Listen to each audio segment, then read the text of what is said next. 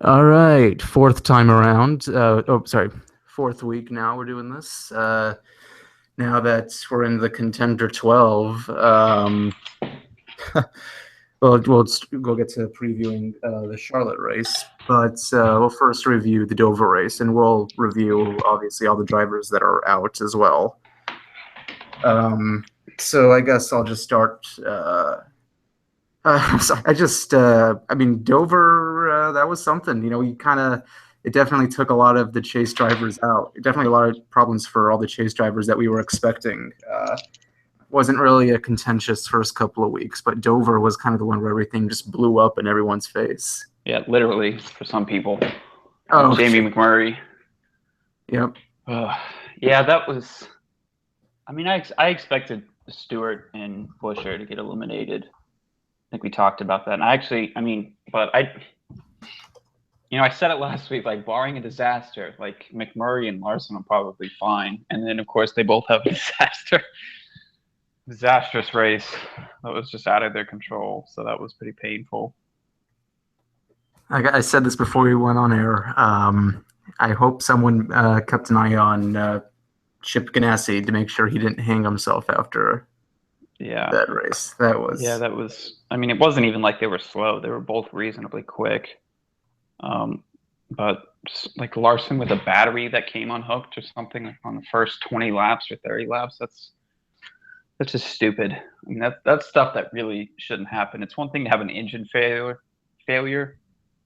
Like in a lot of ways that's out of your control, but like something as simple as like having a battery properly secured, that's kind of dumb. And then he had the pit road. Again, we'll get into the details. Yeah, and then too many men over the wall, which was another stupid mistake. Okay, so we'll start off with at least. I mean, technically, if even this is going to sound crazy, but like I'll start with Busher because he's in 16th. Technically, if Busher actually does well, like in the last, it is possible for him to finish fifth as long as he does well in the remaining races. Like I don't know the math that they do, like how they determine how he would get to fifth, because it's not just like everything gets reset like at Homestead and then who's ever out of all the eliminated drivers, whoever does best gets fifth. He also has to do very well like in the remaining races to be in a position to have fifth. And again, like it's I think they reallocate the points from the chase races to their regular season points total, if I remember correctly. So they take whatever you had at Richmond, and then that's your kind of starting total for the chase. Oh, never mind then. He's no. It says he's 8 points behind McMurray, which is actually pretty good. I don't think it's. Well, I don't know. Maybe they changed it. I think that's how they did it in 2014. They might just leave him because they give him like 1,000 points every round or something like that, or 2,000 points maybe. So maybe they just keep those points and they don't get the extra 2,000 from advancing, which is kind of stupid, but. Well, either way, for Busher, he's gonna. I mean, remember, I think he was 29th in points coming into the chase. But he can't finish any lower than 16th, so he's getting a good deal nonetheless, regardless. Yeah, I guess I don't know how it works. Because that was one of the things they talked about last year at the Charlotte race. They talked about Jimmy Johnson because he had been eliminated after Dover. They said that it was possible for him to get fifth. Yeah, I don't know, maybe. Yeah. But I don't know. I mean, Chris Busher has to beat out all the other guys to get eliminated to get fifth. Maybe he'll win Talladega. How about that? Yeah, and everyone, maybe. I mean, that team has won there before.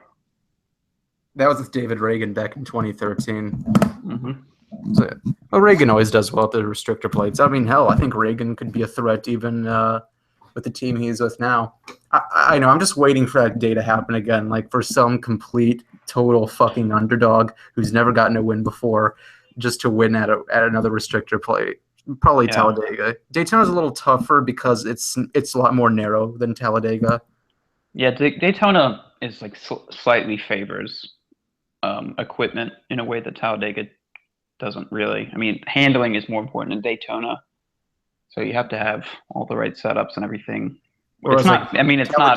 Talladega's just very smooth all the way around. Yeah, and it's just it's so wide and so much So banking that you know. all right, so Busher 23rd. It's actually his best finish since Darlington. So I guess that's. I mean, the only thing that would probably count as a good day for Busher is probably within the top 20. Yeah. Not really much to say there. 15th was McMurray, which we were already talking about. He finished dead last in 40th. I mean, at least when he lost at Dover in 2015, it was a pretty intense battle with Junior for that Yeah. 12th spot. But I mean, we weren't even given that this time around. That's Yeah. God, Yeah. They and had. he left the biggest mess on the track too. Like Mhm. like all the smoke covered up the entire front stretch. All the other drivers like freaking out over the radio. Yeah. They're yelling at their spotters, "How do I get through this? How do I get through this?" Yeah. It was. I don't know. I mean, I wasn't really. I didn't care too much about McMurray, but I still would have liked to see him advance. I feel like he kind of deserves at least to make it through the first round. But Yeah. of But it's course, good for. But it would have been good for Lars. I mean, assuming Larson had made it too, it would have been good yeah, for Larson to have a teammate, especially at Talladega. yeah, yep. Both of them would have had a big incentive then to stay at the front, to move up to the front. But, Well, I don't know. That probably would happen regardless. but it would happen regardless. But yeah, I mean, not only that, but I mean, it would have helped Larson only because he's been better than McMurray all season. So it's a weaker competitor. But alas, it was not in the cards for them. And Larson 25th. I think he was five. He ended up finishing 5 laps down in that race. Yeah, 5 or 6. I don't remember. I actually stopped watching the race pretty much after like halfway. Yeah, right after like he lost it, he had the Yeah, disconnection the tire go down. tire, Yeah, and he also but it was after fixing the battery issue. Then they had to come down pit road for too many men over the wall. yeah. And the tire, Which yeah, I know. like both of those things, that's just on the team, really. I mean, that's that's an amateur mistake. I mean, like everybody has equipment failures and engine failures and stuff like that. No matter how well you prepare, you're always gonna have one race where you have a defective part. But like stuff like that is pretty easy to take care of. I mean, and they just screwed it up. So, but like I said, there's no pressure on me as a Larson fan now. I want to watch like the world burn for the next however many races, 7 races. So hopefully I'll get that. Still waiting for someone to wreck Stewart out, right? Well, now that he's eliminated, I don't care. I actually kind of want to see Tony Stewart like wreck half the field at Talladega again. That would be nice. I don't actually recall the last time he did. Oh, was that the 2012? Yeah. Yeah, but that was more than half the field. That was like all but 3 cars. It seemed like. I don't think there's ever. That's probably like in my top 3 races that I've ever watched in terms of like favoritism. Unbelievable. Yeah. And that could have been Michael Waltrip's win. I always like to remind myself that as well. Michael Waltrip was that close to winning that race because he was coming in on Stewart. Stewart tried to block him, and then just the way Gordon and Kyle Busch just made this split-second decision to move to the inside. Yeah, the line like just completely. Well, I mean, Jeff Gordon. The thing is, Jeff Gordon, like, it's something that people don't really talk about. And I mean, now that he's retired, I guess they won't. But he's probably the best driver I've ever seen at avoiding wrecks. It's actually kind of unbelievable if you watch some of the older Talladega races where he's like driving straight into 4 or 5 cars spinning out in front of him and he never hits them. I mean, oh no, he's done. Yeah, I know. He also there's some clips of him at Daytona doing the same thing. I think there was like one race. I think it was just a Bud shootout race. I think it was like 2009, like right at the beginning of the race. He swerves, I think, to the outside, then to the inside to avoid a wreck. Yeah, there was Talladega in 2014 where he swerved like 3 different lanes to avoid all sorts of stuff and just like got out unscathed and it was like unbelievable. Was that the spring race? No, sorry. That was Daytona actually. I think that was the The Coke Zero race. Yeah, whatever Coke 400 thing. Yeah, Yeah, it was Coke that Zero. one. That was like the yeah. That was one where there were like two. I think there were two big ones in that Yeah, race. That was one where Kyle Busch got thrown on his lid. yeah, good times. All right. So, and finishing out 13th, and I think he missed the cutoff by 11 points, if I'm not mistaken. It was Tony Stewart. I think Larson missed it by 12, Stewart by about 13. I mean, Stewart by 11. Probably Yeah, one of his better run. I mean, that was his best run since finishing fifth at Watkins Glen. I think a lot of people forget that his fifth place finish at Watkins Glen was his last top 15 finish before Dover. His Dover finish was 13th. It's just the same thing you were saying. We were saying beforehand. He didn't have the speed that up on coming into the chase. I think once he secured himself in the chase, never really pushed himself in the last few races to prepare himself for the chase, and then just struggled right out of the gate in Chicagoland. yeah, yeah. I can't. He might have went a lot down early in the race. I don't remember, but he was kind of slow all day. Yeah, he was a lap down, but I mean 13th place is actually pretty good at Dover Yeah, when you think about it. but yeah, it's not going to compensate for his first two races. Oh, he has 7 chances left to get that elusive 50th win. Yeah, At well, sitting at 49. I wouldn't count on it. He can win at well, his best shot's at Talladega. If he doesn't get it at Talladega, I mean, he might get it at home. I mean, it would be interesting to see him win Homestead just because that is one of his best tracks the more you look at it. But Yeah, it's always yeah, fun. And you know what? I'm counting on Gordon for 94th at Martinsville. You know, that's his best chance. that would be sweet. Thing is, I don't think Brian France is going to allow a non-chaser to win Homestead. I think he's going to keep throwing cautions until one of those guys makes it out front. He just, I could imagine a non-chaser winning. I wonder, like, what happens if you win at Homestead but you fail the post-race inspection? Like, It had nothing. I don't know. They'll get like a regular season's points penalty or something. Maybe It'll be he'll a give him a penalty going into the next season, but that's like, I no. wonder if they just let him get away with it all. Like they just say, look, we'll give you guys a different rules package because you guys are chasers. I can imagine that. I have no idea. I don't see him revoking a championship though, based on that, which makes me think that all four of those teams are just going to have like the most illegal cars of the season. I know. That's always, but I believe that's what they do probably at what they did at the last two races. At the Yeah, last two. they're gonna show up in Indy cars. Hey, yeah. All right, so we'll get into finally the contender 12. Started off with Austin Dillon, who unbelievably finished 8th place. I think he was a lap down. I think there were only 6 cars left on the lead lap this time at Dover, if I'm not mistaken. Yeah, it was pretty bad. Yeah, if there's not very many cautions at Dover, it's pretty easy to see that happen. Yeah. Dover is kind of one of the easier places to lap people. Yeah, yeah. I'm pretty salty about this one because I feel like Dylan really got that advance like handed to him.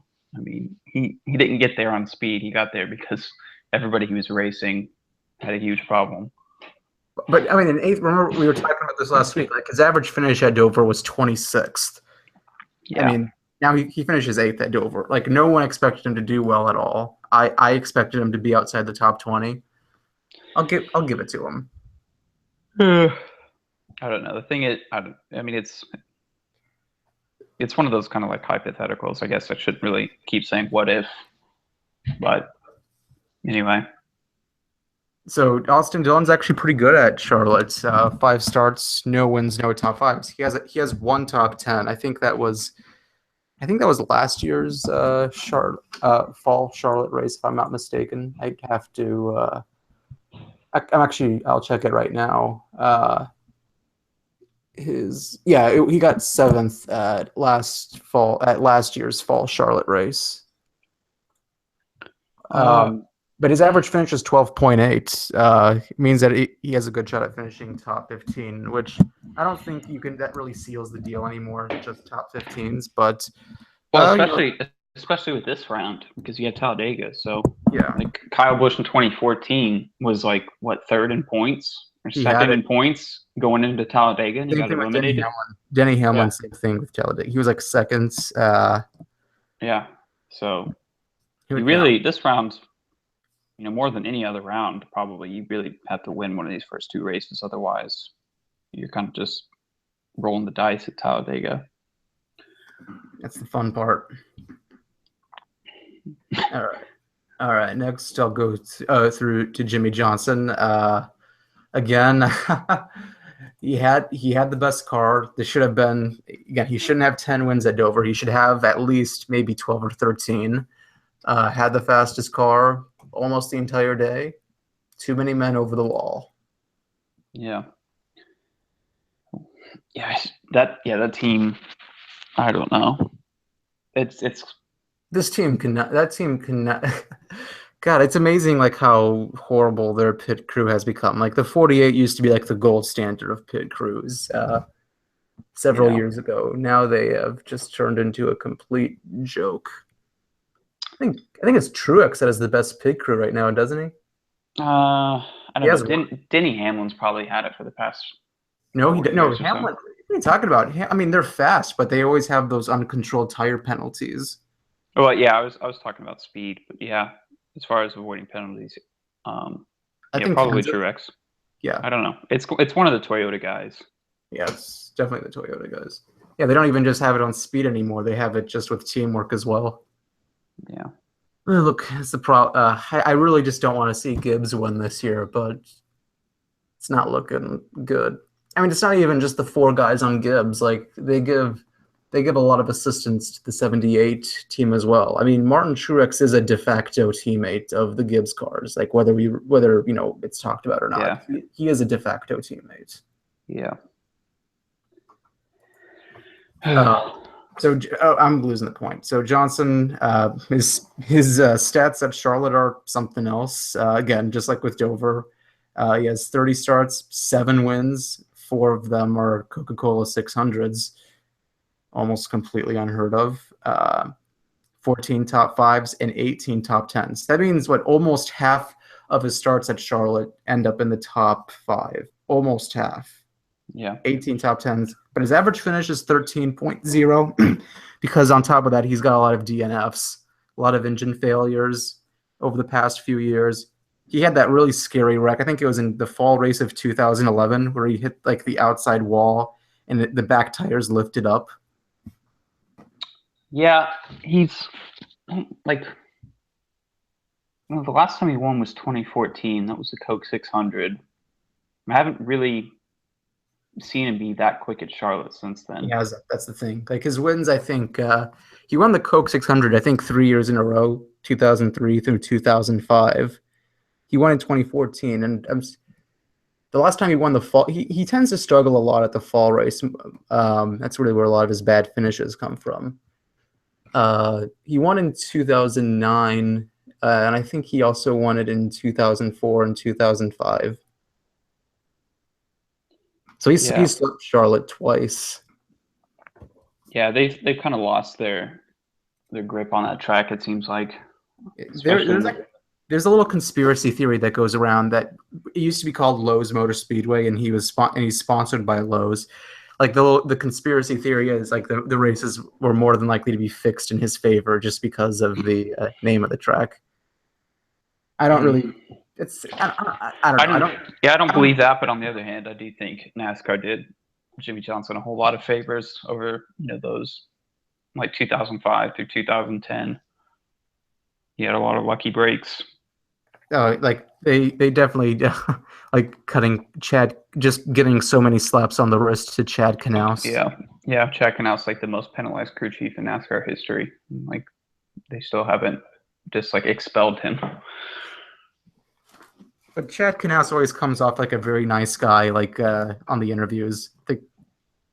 I don't. I get the feeling that he's really not a nice guy. No, he's an absolute tyrant on the in the pits. Like you listen to the radio chatter and he's like so pissed off at everybody. all the Really? time. Really like every time like something bad happens to Johnson, he tends to keep his calm. Like if Well, something breaks, With Jimmy, yeah, because he you know he has to like cheerlead him and kind of calm him down. But with the but pit like crew, oh, yeah, he's but pretty if you're like vicious. but if you're just a regular pit crew member or you're one of the mechanics on that 48 team, you're not. Yeah, You probably hate your job. Got it. yeah. There was what was that one year where like he just got rid of the entire pit crew and got Jeff Gordon's. I It was don't. a I think couple of that was years a ago. decision. Yeah, that was 2010, and I think that was a decision by Hendrick himself, if I'm not mistaken. Hmm, That's because maybe. they fucked up a couple of the pit stops at in that Texas race. It was a good Yeah. call. They were able to beat out Hamlin for the last couple of races. Oh, I think no, but there was one year where they did it in the middle of the race. Yeah, yeah, and then That, they kept that change intact for the last two okay, I races. see. That was, I think, yeah, I don't think that was by Canals himself. I think that was a call by Hendrick. That actually came from the top. Okay. Smart call though. Yeah. Next is Carl Edwards. Again, like there's no one's higher up than another. Like they're all even right now. Like there's unlike Yeah. with starting in the Challenger 16, you get like it starts off even, but for every win that you've had, you get 3 bonus points going into the first round. But this time there are no bonus points from earlier wins. Everyone's even. Everyone has. I think they're at 3,000 points right now. So it doesn't really matter what order I go in. Yeah. Carl Edwards is next. Had a again just kind of like we've been saying, not really fast. 14th place finish this time. Uh, don't really see how this is going to help him out. I mean, I know he's made it to the elimination eight the last couple of times because he's gotten lucky at Talladega. But you know, he's just the guy who's just sneaking by in round for round, never a contender. I don't even think he has a win in the chase since 2010. Yeah, it's hard to remember one. So now I'll say this: Charlotte's one of his better tracks. He doesn't really get too many DNFs, so even if he's not in the top 10, you know, he can at least finish top 15. Yeah, I I mean I know what you're saying, but yeah, like that team has just like been so clumsy. It seems like in so many ways they're like the slowest Gibbs car. Um, or slowest Toyota in general. Well, not Toyota in general, but you know, out of the five Gibbs cars, he's the slowest. Yep. Kind of has been for the majority of the season. So, and you know that didn't really improve for the first three chase races. So I don't see how that's magically going to fix itself now. No, he does well, except for Talladega. Like he doesn't really win. He's never really in contention at Talladega. He's just someone who finishes like he's just someone who finishes in a pretty decent position to set himself up to get into the elimination eight. Yeah, I mean, he's had like one or two races where he was like in the top five with a Yeah. couple, you know, a few laps to go. But I don't The know. By and last large, time, the last time he was up to win at Talladega, he got thrown into the fence. So well, no, like after that, like David Reagan and David Gillen like passed him on oh, like the last lap. oh, never mind. Yeah, okay, I forgot. He did that. That was a different race. Forgot about 2013. Um, oh, that's my Yep. mistake. But I'll go over Charlotte's stats because they're pretty good. 23 starts, 1 win, the 2015 Coca-Cola 600, which was really won on fuel efficiency. Yeah. And Seven top fives and 15 top tens. So more than half of them are top tens. More than half of his starts are top tens. Average finish 11.8. I think yeah, it's something he uh, can work with.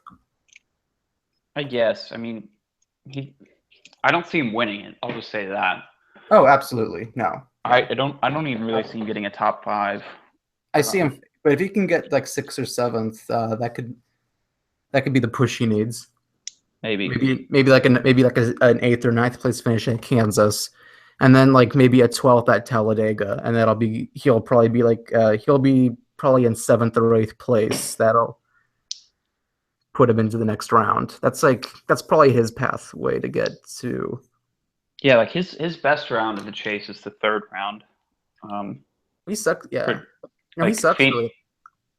Yeah, say well, at like Phoenix, Phoenix, he's been pretty good historically at Phoenix and Texas as well. he used to be good at Texas. He's no longer a contender at Texas, Yeah, I guess that's fair. and He's he still, just and he's so abhorrent, and he's abhorrently bad at Martinsville. yeah, no, that's true. But I think out of the 3 rounds leading up to Homestead, I think, He's you know, he if he's ever gonna get and he can win at Homestead. I mean, like he's good at Homestead. That's the thing. yeah, But I mean, I would be blown away if Carl Edwards won the whole thing. But I think this is probably one of those years where I don't even think he's gonna get into the elimination eight. yeah. I hope he doesn't. Yeah, I mean, the guys who I'm calling, who I don't think are gonna make it, I think it's gonna be him, Austin Dillon, Kurt Busch, and I think I'm gonna make a little wild prediction. I think Logano is gonna be out after this round. He's not gonna be done. He's just gonna struggle this time in the contender 12. Yeah, well, yeah. He's either going to struggle or he's going to go like full retard and ruin his chances again by like wrecking, half the field over the course of the 3 races. Yeah, right. So Which next, actually I wouldn't mind that, honestly, but yeah. just to have some kind of brewing rivalry between Logano and everyone. All right. Next driver is Hamlin. Stats are almost entirely similar to Carl Edwards. 22 starts. He does not have a win, but he does good at Charlotte. 5 top fives, 13 top tens, average finish 11.8. Yeah, That's the thing with Charlotte. Like the Gibbs guys are not that good at Charlotte. That's like this could be their Achilles heel. yeah, that's true. That is true. I think probably Matt Kenseth was the only one out of them that's. I would say he's the best. Well, I don't know if we're counting Truex. That recently Truex has been better, but yeah, I mean Hamlin's like mile and a half speed in general hasn't been very impressive at any point this season from what I can remember. So, and yeah, especially Charlotte maybe being one of the worst. Charlotte or Kansas being the worst mile and a halves for them, and they're both back to back. I don't know.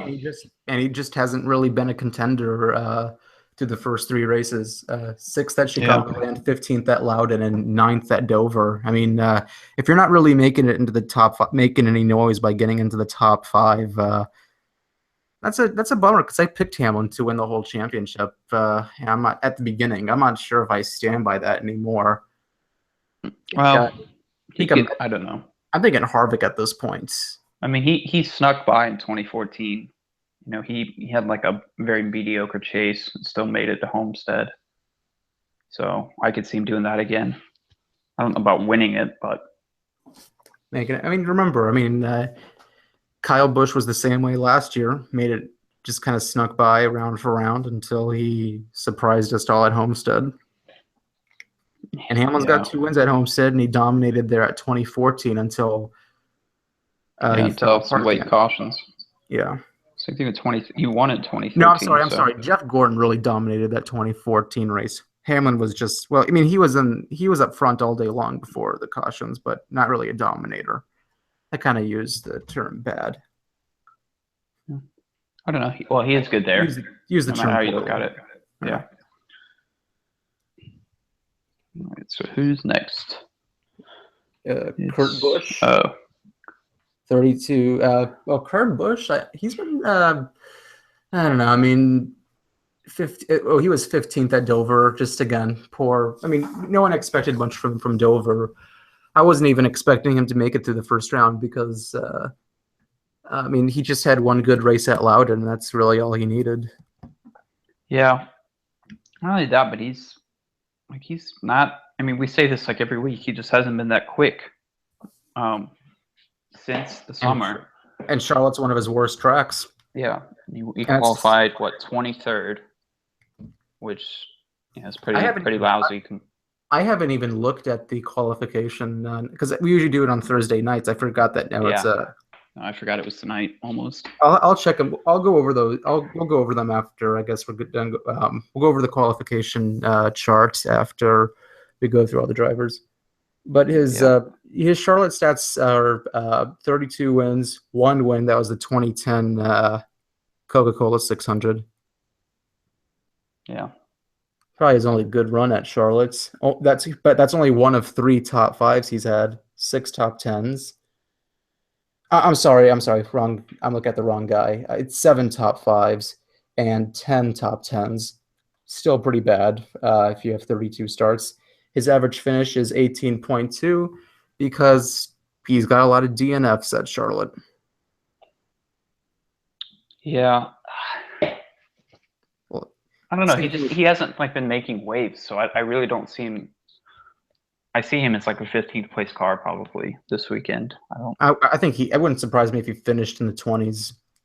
Yeah, I mean, it very well could happen. But as far as like running position is concerned, Yeah, gonna run I really. see him like running 15th for most of the race or around there. Gonna probably have a shitty performance at Kansas, and he'll just be at the mercy of getting the gamble at Dega. Yeah, And he's never won at a restrictor plate track. Let me just remind people that. yeah, that's true. Which again, he would probably need. I mean, I don't. I mean, he's finished second and third a lot of the times, but at Yeah, restrictor plate tracks, but never a win. I don't even think he's got a win there, like in an exhibition race. I don't think he's won a Bud Shootout or I'm sorry, it's now the Sprint Unlimited. I think he might have won one of the Gatorade duels. No. I'm sorry. He has won a sprint. He has won one of the shootouts in 2011. It was with Penske. I remember that. Yeah. Gatorade duels, maybe one, but whatever. He still runs poorly at restrictor plate tracks, and a couple of exhibition wins doesn't change that. Did I already go over his average finish at Charlotte? 18.2. Yeah, That's bad. That's but then again, Austin Dillon surprised us all when we went over his average finish. So again, he's either going to have a really good run, maybe like in the close to the top five, or probably in the 20s. I don't really see him getting like 11th or 12th. Yeah, I don't know. It's the way this race plays out from what I remember is like it's got like probably three phases, and like the first one is they'll probably have a competition caution because I'm sure there's going to be rain at some point. But then after that, there's going to be like a huge green flag run of like 150 laps or something, and then the last, I don't know, 50 or 60 laps are going to have like 8 cautions. So it's going to be tough to predict finishing orders with those late cautions because they always completely jumble up the field.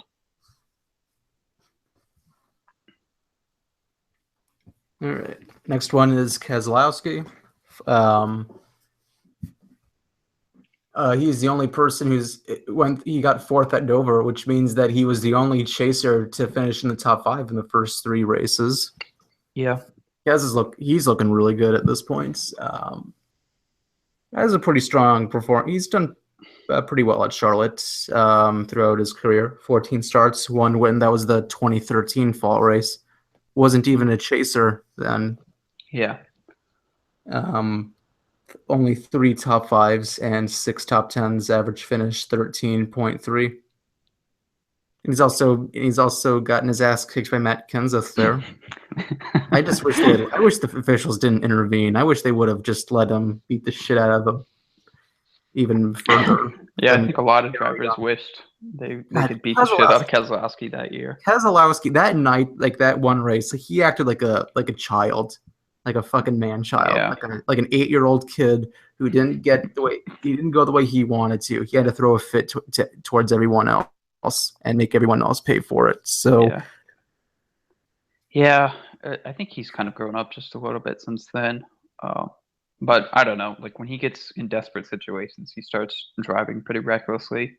He's even like that night. He was even more immature, I think, than Kyle Busch had ever been. It's debatable.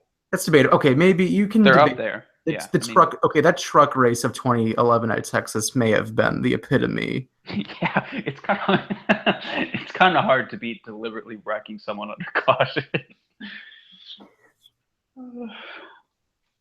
Let's see. Yeah, and so Keselowski qualified. Do you want to just go over the qualifying as we go, and then we'll finish up the other guys? Yeah, that might be the So best thing. he qualified 20th, which was actually pretty surprising because I thought he was faster than Nagano. Nagano actually advanced to the third round. So, but I don't know. Like the track changes so much during the race that I Oh, don't think wow. qualifying is terribly important as long as you're like in the, I don't know, 25th or above. I can't believe Bowman is running on the front row. Yeah, yeah, that car is fast. I was very Hey, surprised with that. you did. If we're gonna still talk about Gordon, that was a good run by him, 10th, Yeah, first top 10 the finally. 2016. And it's his only race where he didn't finish on the lead lap. Just to add to the irony. Yeah. Oh boy. Hold on, if I'm just gonna go over who is left, let me just. I guess I might as well go over the other cars that or the other drivers that we've already went over. So, okay, where's Austin Dillon starting at? 19th, Johnson. Okay, Johnson starting 11th. right? Carl Edwards is starting 8th. Denny Hamlin is starting 9th. Kurt Busch is 23rd. Oh, I think I already said that. Yeah. That's it's probably going to be his undoing unless if they're able to get some speed in Yeah, practice. I don't see him working his way up too much from there. I mean, I think some other guys could. I think Keselowski will. Austin Dillon, All right, so we'll I don't move know. now to Chase Elliott starting third, which I'm loving. I'm loving it. Third place at Dover, third at Chicagoland, and he had a top 5 car for Loudon until the cautions really threw him back. Yeah, yeah, he's Every been See, pretty damn well, quick. Yeah. it's nice to spit it back at the Chase Elliott deniers. It's been fun this week. I'll just put it that way. Yeah. Well, it's got a long way to go. He's got 2 starts at least in Sprint Cup. He's only got 2 starts at Charlotte. No ones are top 5s, but one of them was I think he has 1 top 10. I think that was this year's Coca-Cola 600. I think he finished 7th if I'm not mistaken. Yeah, I don't remember. Hold on. Yes, Chase Elliott finished 8th at this year's Coca-Cola 600. So that's where his top 10 comes from. Average finish out of both his finishes 13th, which means he got 18th at last year's Coke 600. I think that's because he did a part-time schedule in 2015. His Xfinity stats. Yes, I said Xfinity finally. Didn't say nationwide and make the mistake. 4 starts, no wins or top 5s, but 3 top 10s. His average finish is 15.5. So it doesn't really do too. I mean, I think the lack of a top 5 is concerning. In a best, maybe I can hope. I think if as long as he finishes in the top 12, that can at least. Yeah, but I don't know. Their mile-and-a-half program has been pretty solid since like the summer, I would say. Fair point. He ran pretty well at Charlotte earlier in the year, and qualifying third. Like, I mean, he was pretty damn quick in qualifying. So I don't know. I mean, I wouldn't really be concerned with them over Kansas and Charlotte. So I think he'll run well in both those. But Talladega, who knows? Hey, but he got 5th at Talladega in the spring race. I actually remember like that race, all the drivers were getting pissed off at Elliott. He kept cutting everybody off. All the drivers kept complaining over the radio how about the 24 car cutting them off. Yeah, well, I mean, that's what you do at Talladega, ultimately. And he was getting it more than everybody else. Okay. All right. Yeah. All right, let's see. The next driver is Joey Logano, not only the defending winner, but really the defending sweeper of the contender round, which That's crazy. I kind of never thought somebody was going to sweep any of the rounds, much less this one with Talladega in it. So oh, yeah, definitely. yeah. I think it, well, yeah, I mean, okay, cheated at Kansas. If Well, no, that was quintessential racing right there. There's no yeah, cheating involved. That's how you're supposed to race, unless you're Matt I Kenseth, know, I know, but like, and come on, then you're not supposed to do that. there's no point to wrecking Kansas. Like he was already secured. I mean, No, I agree. I'm not defending Logano one bit. I think it's hilarious how, Brian France encourages him spinning Kenseth out and then penalizes Kenseth for retaliating. It's just whatever. Yeah, but I don't know. if, Like Logano, oh, he he's seems starting like he's actually starting to pick up a little bit of speed recently. They're getting a little faster, I think. sixth at Dover. I think he was the last car on the lead lap.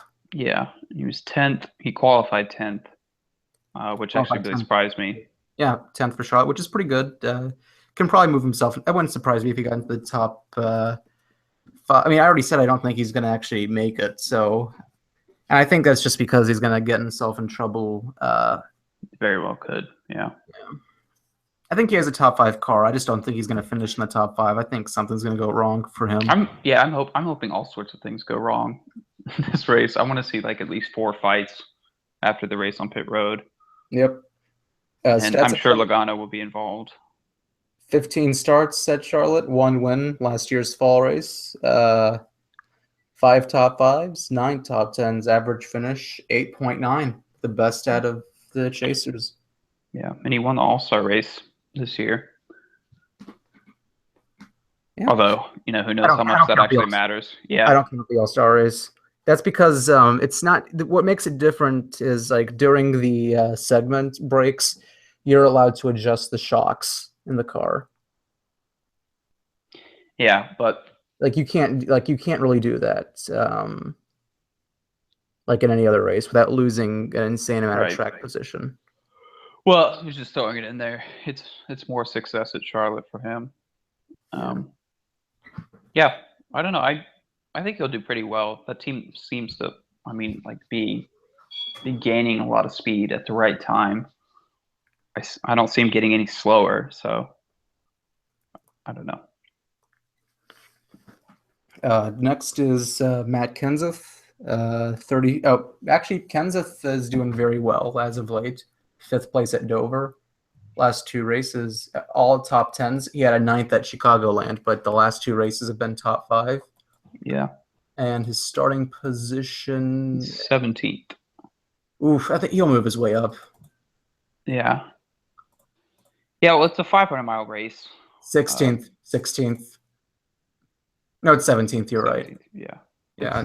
He does well at the 500 and 600-mile races. 30. Yeah. Charlotte, 34 starts, 2 wins. 2000 Coke 600. He won that as a rookie, and the 2011 fall race. That's quite a bit. That's quite a gap between the 2 wins, though. But he's a long-term driver, long career. I think he's 49 right now, isn't he? I don't think he's that old. I think he's like 45 or something. No, I mean, you might be right, but I don't think he's 49. Matt Kenseth is 44. Wow, I thought. Okay.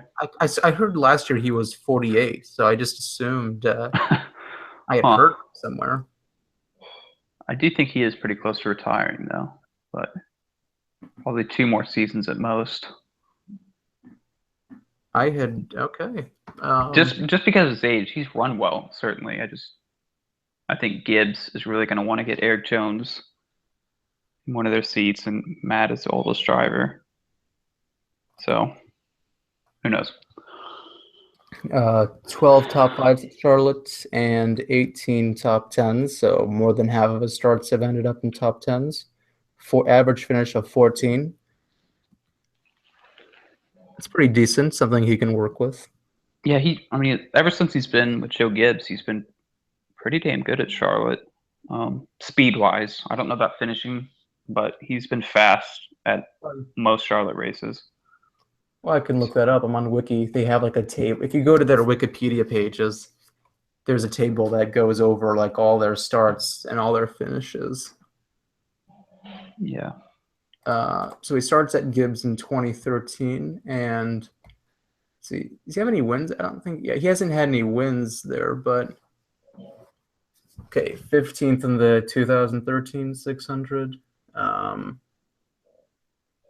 third in the 2013 fall race.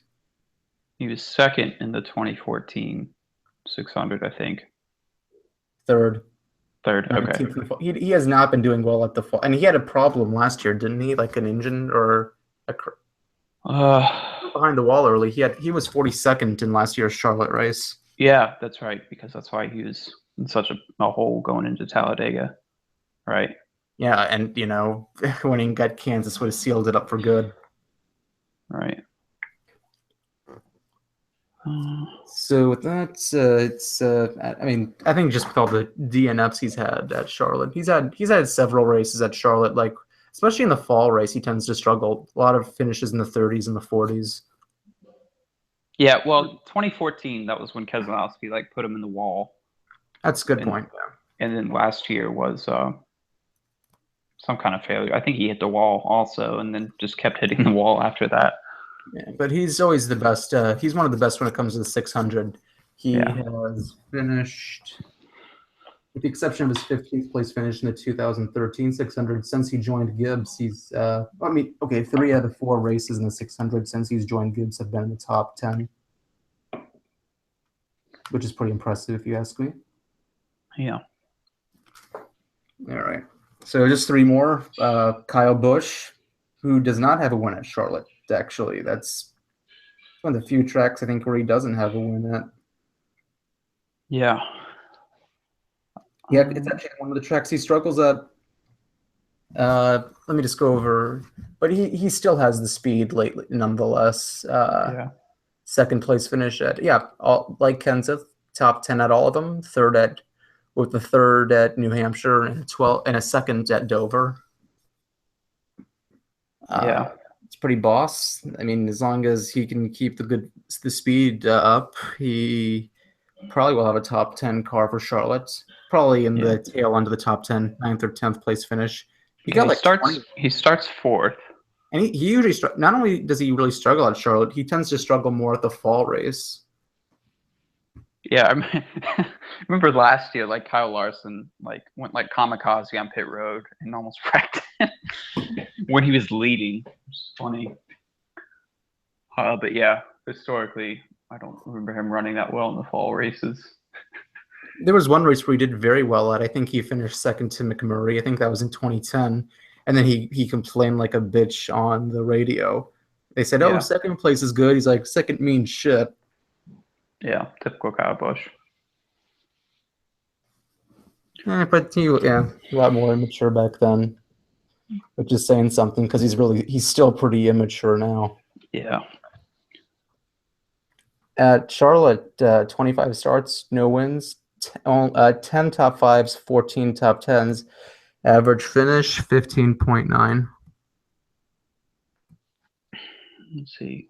Last year's fall race, he was in 20. He finished 20th, I think, because of some issues. I think he was leading early on, but remember Larson hit him going into the pits, like spun him out and took off like one of his quarter panels.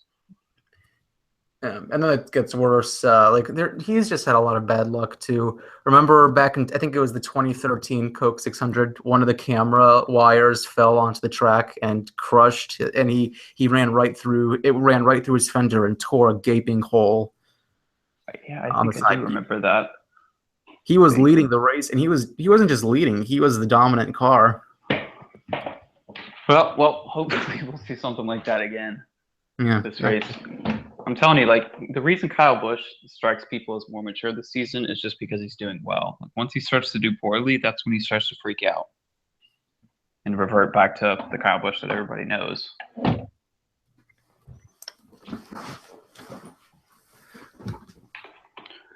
Hopefully. Yeah. Okay, so go the top two, I guess, are the only guys who won in the first round. I'll start with Harvick, who again, just like every year, he's not making it through the rounds on points, just through the wins. Yeah. Let's see. This time at because 37th at Dover, and it was, if I remember correctly, I think he broke the track bar from the frame. Yeah. Yeah. Pretty early too. That's And they had to go behind the wall for a while. But as far as Charlotte goes, ever since he's joined Stewart Haas, he's been really, really fast there. That's obviously starting on the pole. but he won. Well, he was fast there at Childress. He won the 600 in like 2013, I think. And 2011. That was one where he was like struggling throughout for the most part of the race. He got Yeah. good track position later on, and then won it when Dale Jr. ran out of gas on the fourth turn. Yeah. That's still one of the most incredible races, because that was the same day where Weldon won the 500, like when Hildebrand crashed. So like later that night, same thing. Some guy has a problem coming off of turn 4 on the final lap. Yeah. But in the fall race, the past 2 years, he's finished first and second. In the 600s, he's been one of the fastest cars as well. So unless they have an issue, I don't see him finishing worse than fifth, honestly. Let's see, where's he? Oh, where's Kyle Busch starting at? Fourth. Yeah, we went over that. Harvick is going to start. He's on the pole. He's on the pole. What's wrong with me? Yeah. A lot of guys outside the chase starting up front. Bowman, Stewart got a good start. He's starting fifth. Allmendinger starting sixth. Yeah. Allmendinger was surprisingly fast in qualifying. Like Bowman should have had the pole, but he screwed up turn 1 on the third round. Otherwise, he pretty easily would have had it.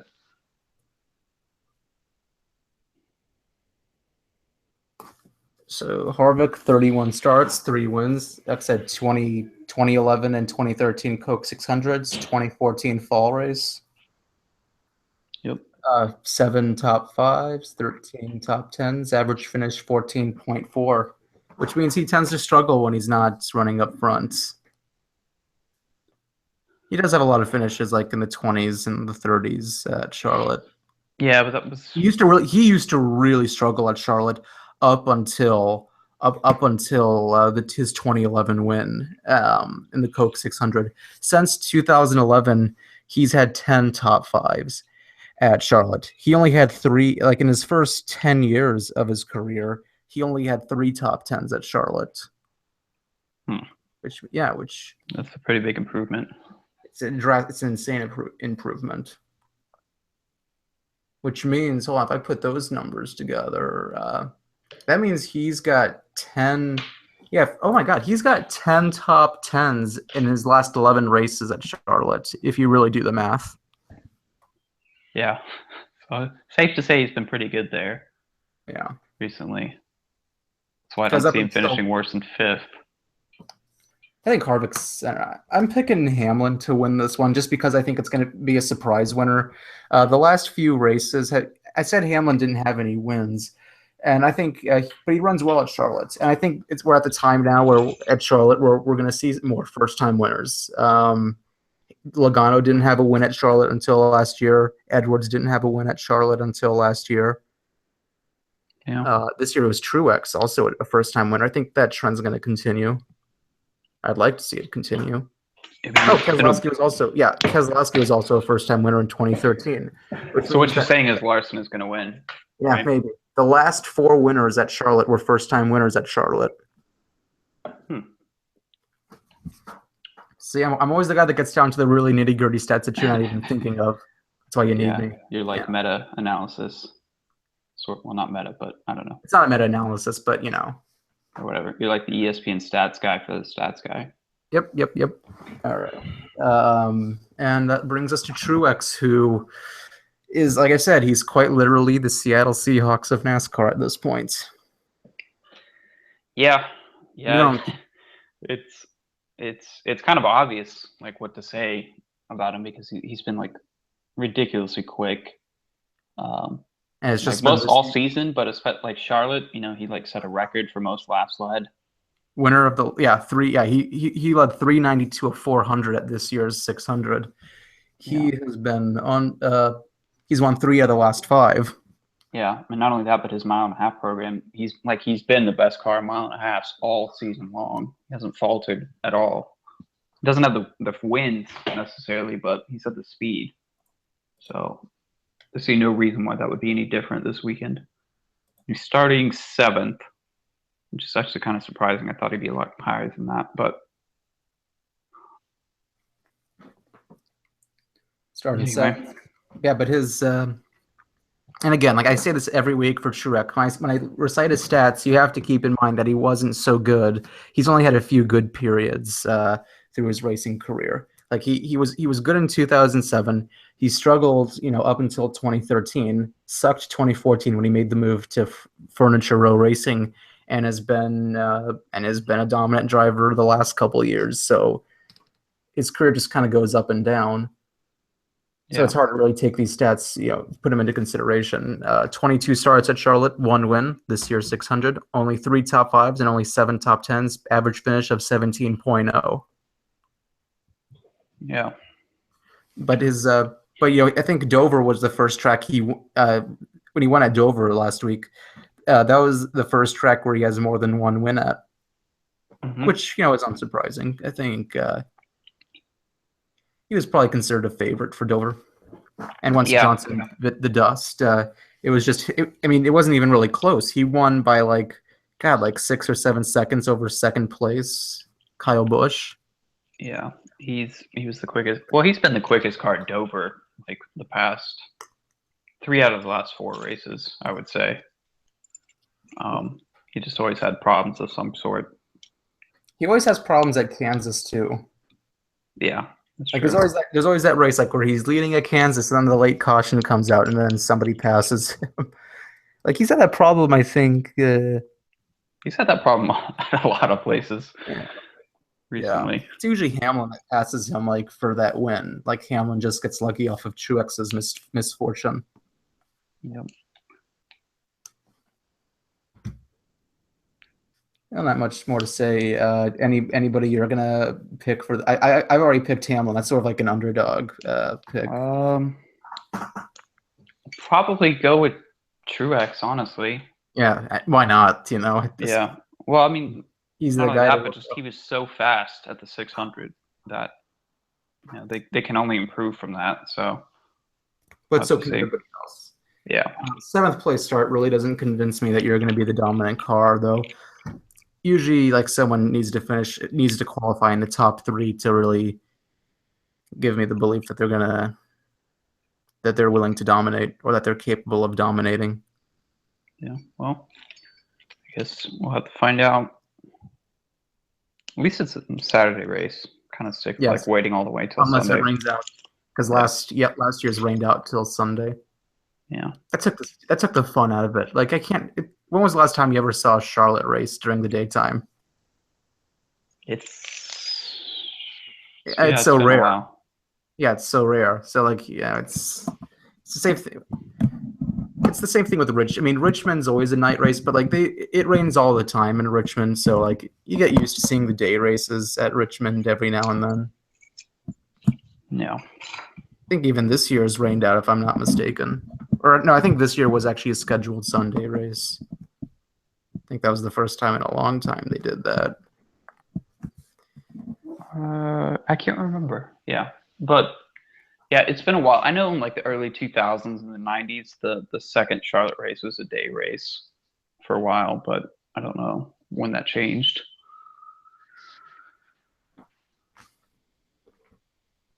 Well, I don't know. I guess that kind of covers just about everybody. I don't have to keep going through all 16 drivers anymore after this. Yeah, that'll be nice. Don't have to talk about Chris Buescher and all of his like important stats at every track. Yeah, but it's fun. It's just fun to talk about him sarcastically for 5 minutes. Yeah. Chris, he'll win Talladega. That's gonna be my.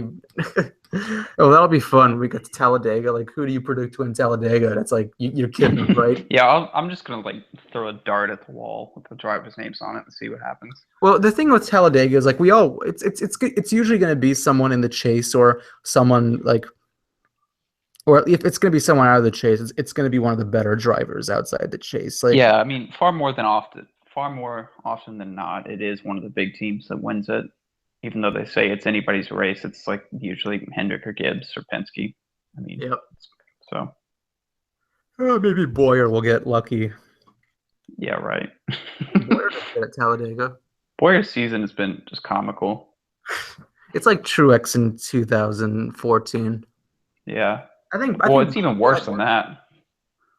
I think Boyer is going to be. I think Boyer will actually do pretty good once he gets to Stewart Haas. Maybe I don't understand for the life of me why they picked him to replace Tony Stewart. I mean, like he's kind of old and he's definitely past his prime. And they could have gotten like Eric Jones or like one of those young guys that they could have, for potentially like decades. If they went with Boyer. Yeah. Probably going to get, there'll probably be a couple other guys coming in. Daniel Suarez will probably be in the Sprint Cup in the next couple of years. Yeah, they need to like fire Danica Patrick after the season and put somebody good in that car. Like Suarez or somebody like that. They'd have to steal him away from Gibbs, but. Yep. Is there anybody, maybe Blaney could end up somewhere else in a couple of years. He's sort of like he's dancing with both Penske and Wood Brothers, right? Yeah. Like, he still races with Penske in the Nationwide, if I'm not mistaken. Yeah, well, Wood Brothers is practically a Penske car now. They're kind of like the same way Furniture Row is with Gibbs. Oh, okay. I wasn't fully. Yeah. I wasn't familiar. That was only this season, though. I think that started. Or at last part of last season also. I don't remember. Boyer drives for Hendrick in the Nationwide every now and then. Yeah, well, a bunch of people do. That 88 car just gets passed around. Seems like I think Harvick even used to race for Hendrick a couple times in yeah. No, Harvick used to be like the most common one in the 88. He was? Oh. Like Cup driver, yeah. Or the 5. Occasionally he drove the 5. 580. Yeah. I think it was always the 5. I don't remember him being in the 88, but he was at like Fontana last year and a couple of other Xfinity races. That's the problem with the 88 car. Like, it's not going to be iconic to Dale Jr. because, like, who hasn't driven an 88 car? Now that Gordon's driven it, now that really takes away from the legacy of it. I mean, he might maybe the 8 car could be more iconic with him, but it won't be like the 3 cars with his father. Yeah. You mean Austin Dillon, who clearly gave that car the reputation it has. Please, I know you're being sarcastic, but like, please don't. All right, so I think I'm going to call it here. Yeah, it was fun, and it's going to be nice that we'll probably be cut a little shorter as the weeks go by. Yep.